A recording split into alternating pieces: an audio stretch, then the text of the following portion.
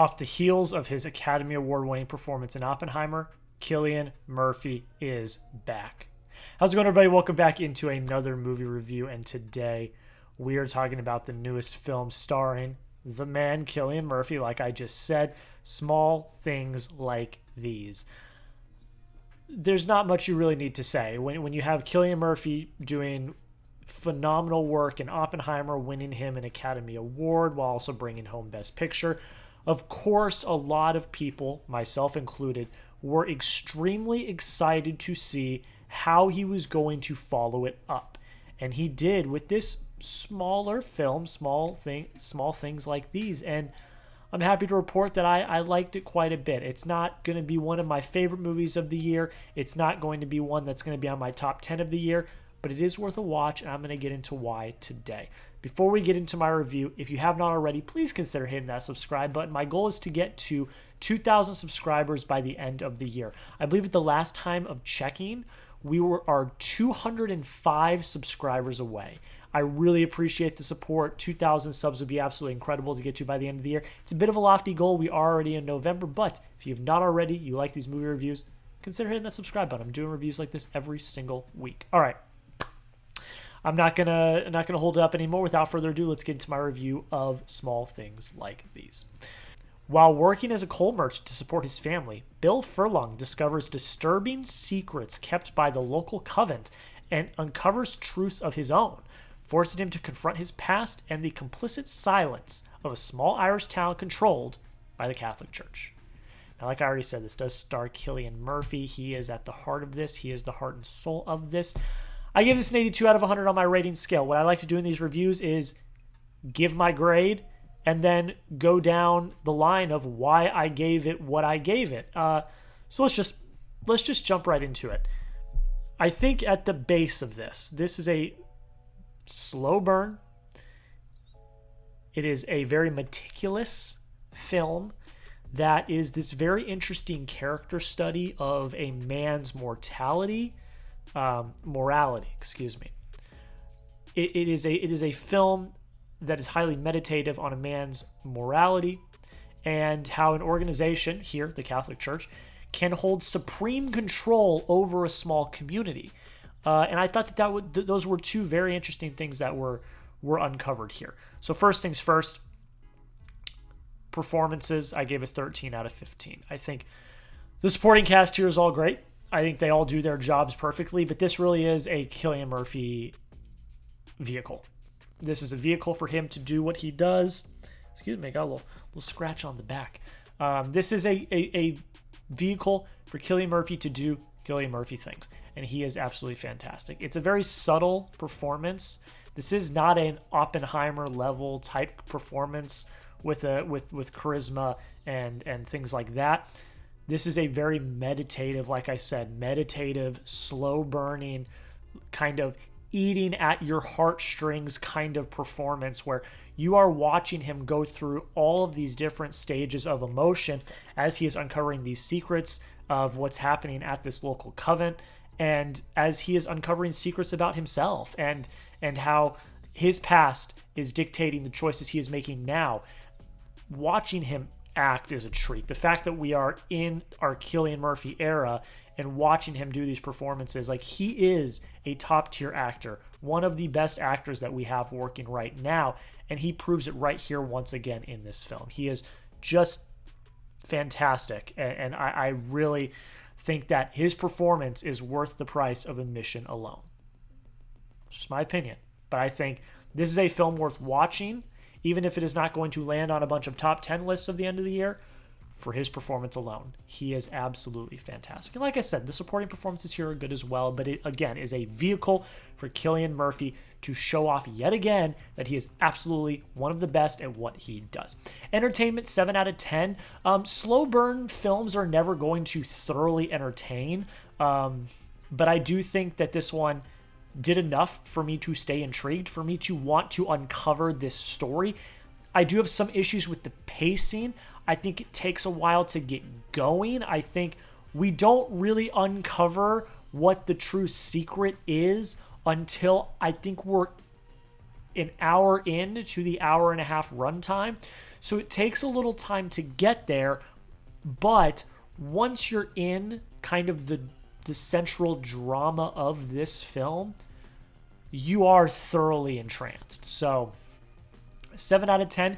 It's not going to be the most entertaining movie you watch of the year, but it is one that will keep you intrigued all the way throughout. Slow burn movies don't always have to be entertaining, as long as the story keeps you involved and keeps you intrigued. Like Killers of the Flower Moon is probably more entertaining than this, but it is a very long, slow burn, and the story keeps you on the edge of your seat. Like, that's a great comp to this movie. While Killers of the Flower Moon is a 3-hour epic, and this is only an hour and a half, the storytelling is kind of the same. It's not going to blow you away with big set pieces or anything like that, and that's not what this movie is meant to do. This movie is meant to make you think and mull over the ideas and themes of the story, and that they do it here very well. And I was thoroughly intrigued and locked in from start to finish. And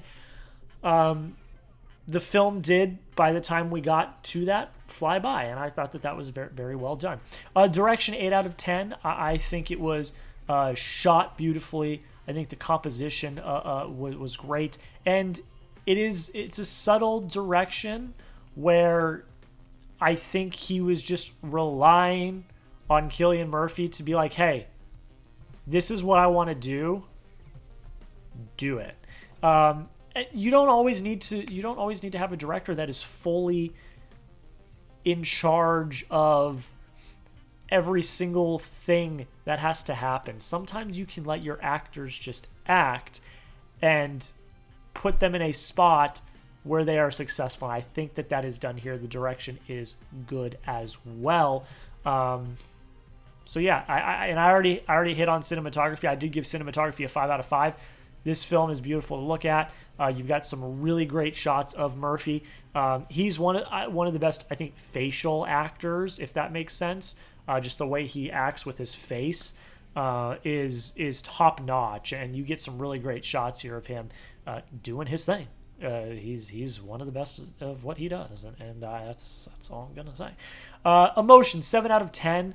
Like I said, I do think it lingers a little bit at the beginning. I was not as emotionally invested to start with, but I did think as we went along and as we went further, we did ramp up the emotion a little bit. One of the biggest issues I have with this film is we are learning the backstory of Cillian Murphy's character as he was a kid, how he relates to this overarching story of what happens at this covenant with the Catholic Church. I didn't fully understand it until some of the dialogue was like, and some of the exposition was kind of force-fed to me. I probably would have liked to have gotten a little bit more explanation off the top so that I could have saw how it all tied in and not just had some unnecessary exposition dump that we kind of got midway through the movie. Like, that's info that is vital for you to understand the connection, but I didn't feel like it was delivered in a way that had me as emotionally attached to the characters I probably would have if they delivered it differently. That's just my opinion, but I still give Emotion a 7 out of 10. Score, 4 out of 5. It kind of creeps in the background, and it kind of haunts. This is a very haunting, kind of chilling movie, and I think it does it very well. It definitely interacted with the film in a way that felt, like I said, very haunting. This film as a whole has a very haunting, kind of devious kind of feel to it, and the score added an element of that I really, really enjoyed. Already kind of talked about a little bit. Pacing, 3 out of 5. I do think at the beginning it does take a little time to get going, but upon further review and as I'm talking out loud right now, I don't have as big of an issue of it as I think I probably did originally, because it adds to the stakes once we get to the end of the movie. And I'm not going to spoil this movie at all. I encourage you all to seek it out and find it yourselves. But the slow burn at the beginning adds to the stakes at the end, and I did enjoy that quite a bit. But still, it took a while. We didn't get to our central conflict until the hour mark of an hour and a half movie, so that is what it is. Technical, I gave a 14 out of 15. I think, in particular, sound design is fantastic here. I really liked the editing here. Set design, costume design are both really good as well. I think it's a very well made movie from just the basic aspects of a film, and I really, really enjoyed that. Rewatchability, 4 out of 5. I will watch anything Cillian Murphy is in just for the performances, but I think this is a good movie overall. Writing, I gave a 12 out of 15. I've kind of highlighted a lot of my issues with this already. Like I said, we don't get to the central conflict of this movie. Like, there are teases of it throughout the movie, but you're not really getting to the central conflict of the movie until about an hour in. And like I said, upon further review, I might not have as big of an issue of it because it adds to, I think, probably the bigger stakes by the time you get to the end of the movie. But still, I was not fully latched on and fully invested in the story, again, until about an hour in. I was there for the performance. I was eating up the performance. I thought he was absolutely fantastic, but there was no reason for me to be invested in these characters or the story, again, until the hour mark of this movie. And also, like I already covered, I was not fully emotionally invested in Cillian Murphy's character and these odd-ish flashbacks until they were exposition dumped to me in a conversation between Cillian and his wife in this movie. I felt like that could have been delivered in a probably better way. I think maybe one extra flashback at the beginning where you actually see the emotion of this mother and this son, like, looking for help. Like, I think that would have added an extra dynamic to this movie that we just didn't get. I do feel like it is at times a little emotionally hollow, and then once it ramps up, it makes sense, but it takes a little while to get there. So, and I will add this as well. I almost finished my point. But the writing that I do like here is this mental tug of war that Cillian Murphy's character is going through on morality. That is something that we've seen a lot in movies, especially revolving around the Catholic Church. If you have not seen my Conclave review, I would highly recommend it. But I talk about the same thing in that review. It is a tug of war between morality, what is right and what is wrong, what looks right on paper, but what is actually right. These are themes that I really enjoy examining in different forms. I think they're examined in both films this year that tackle things that happen, shady things that happen within the Catholic Church. Conclave, that I reviewed, what was it, last week or the week before? And then today, Small Things Like These. Both examining the downfalls and bad things that the Catholic Church has done, and are also tackling key figures in these communities and their tug of war between what looks right and what is actually right. I did like that. I always love stories that tackle that, and I think it did it well here. But again, I had some issues with the emotional attachment to the characters and these flashbacks that came in that did make sense eventually, but it wasn't until some exposition dumping that it did make sense. So that's just me. But overall, I think Cillian Murphy's performance is worth the price of admission alone, and I do think you will get something out of this film. I enjoyed it quite a bit. I gave it an 82 out of 100. Again, it's not going to be on a top 10 list for me this year, but it will definitely be an honorable mention, one I will shout out as one that I did enjoy watching. All right, that's it. Done with the rambling. Let me know in the comments down below if you have seen Small Things Like These. What did you think? Did you like it? Did you hate it? Let me know why. Again, it's a great one. Not a great one. I'd say it's a good one. It is a solid foundational film. It's got good legs under it. It has a few faults from here to there. But at the end of the day, you come for the performance, and it does pay off. All right, that's all. I'm done with it. I appreciate y'all so much. Make sure you like, make sure you comment, make sure you subscribe, all the things that all these YouTubers ask you to do on YouTube. It would help the channel immensely. I really appreciate it. Like I already said, I am trying to get to 2,000 subscribers by the end of the year.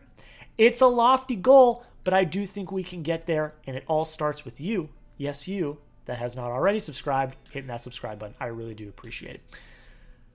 That's pretty much it. Go check out my other reviews. Did one of Conclave, I think a week or two ago, that I really enjoyed. I really enjoyed that movie, so if you want to see that review, go check it out. Follow me on social media. Those will all be linked down below in the description. And yeah, that's pretty much it. Thank you all so much for watching. Have a great rest of your day, and we'll see you in the next video.